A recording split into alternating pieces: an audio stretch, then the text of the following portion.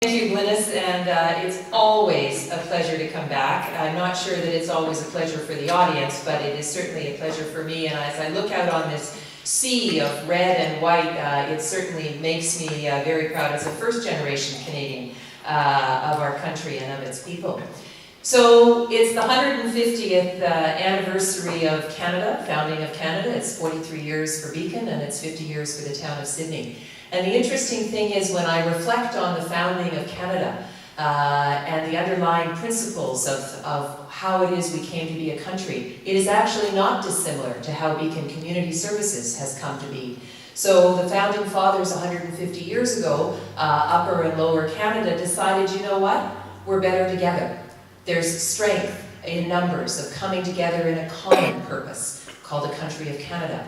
So when we think about the founding of Beacon, back in 1974, it was the coming together under a common umbrella of a disparate number of services in the community, because the people of Sydney and the peninsula recognized we're better together. And just like the country has grown and it's added provinces and territories, and we reached out to the Atlantic and brought in Newfoundland, so has Beacon reached out beyond its first borders, beyond its original programs, to show that generosity of heart that has built one of the finest countries in this world, has built one of the finest organizations in this province, and perhaps in this country. And so it is that spirit that prevails that keeps us going. And involved in that along the way have been our local government partners. Yes, Sydney, it's your 50th anniversary, but so too have the other local governments, particularly on the peninsula.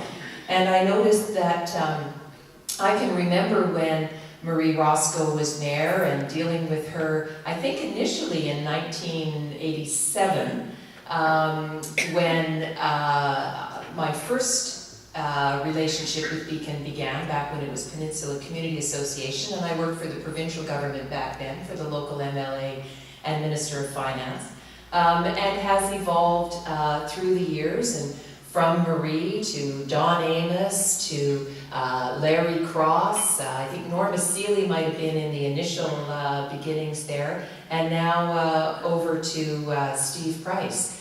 And again, through it all, it's this generosity of spirit that has been shown by the local government and by others on the peninsula. So if you think bringing the French and English together is difficult, think about North Saanich and Sydney. and then you've got the prairie provinces, so you've got Central Saanich in there. But all come together for a common purpose, and that, I think, is what Beacon can take great pride in. So we know effectively how the history has gone. It was a group of volunteers, and it epitomized the Margaret Mead, who was a great cultural anthropologist, who said never underestimate the capacity of a small group of people to make a profound difference in the world, because indeed that's all that ever has made a profound difference. And that's how Beacon started out, a small group of volunteers, men and women in the room just like you, who came together and said we can be better. From that, it was initially a counseling service and a few little grab bag of other community services, and then it grew and it added the home support program was one of the big catalysts back in 1982. And then it added some of its programs in the provincial government with the Ministry of Justice and with the Ministry of Social Services. And then the next big catalyst for Beacon was that leap to becoming a landowner as we grow up and leave home and go to tenancy and then to home ownership. And that was a partnership with the town of Sydney. Now that was a guy named Dave Bartley. I don't know where he is. He's off somewhere probably counting his money. But he was if you were the town of Sydney, you wanted him in charge of your money. When you were on the other side of the negotiating table, as I was, it wasn't so sweet.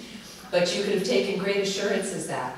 And they sold us their parking lot for, I think, $30 or $300 a square foot. It was a fabulous deal for the town of Sydney. And that began the partnership. And that kept growing again and again. And we reached out and we had partnerships in Central Saanich and now beyond the peninsula. I have to stop saying we, you, Beacon, has these partnerships with other local governments. Glynis mentioned the first, we talk about dementia housing now. It's a very common everyday thing in all parts of the province. It started here on the peninsula. It started with Beacon, and it actually started with local government. It started actually with the town municipality of Central Saanich and the generosity that those people have shown.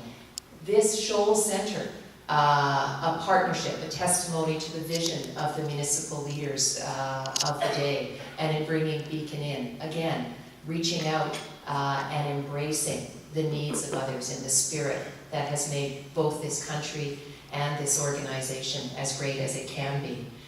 One of the things I have had the great, great privilege of being able to do is travel this province, the depth and breadth of this province.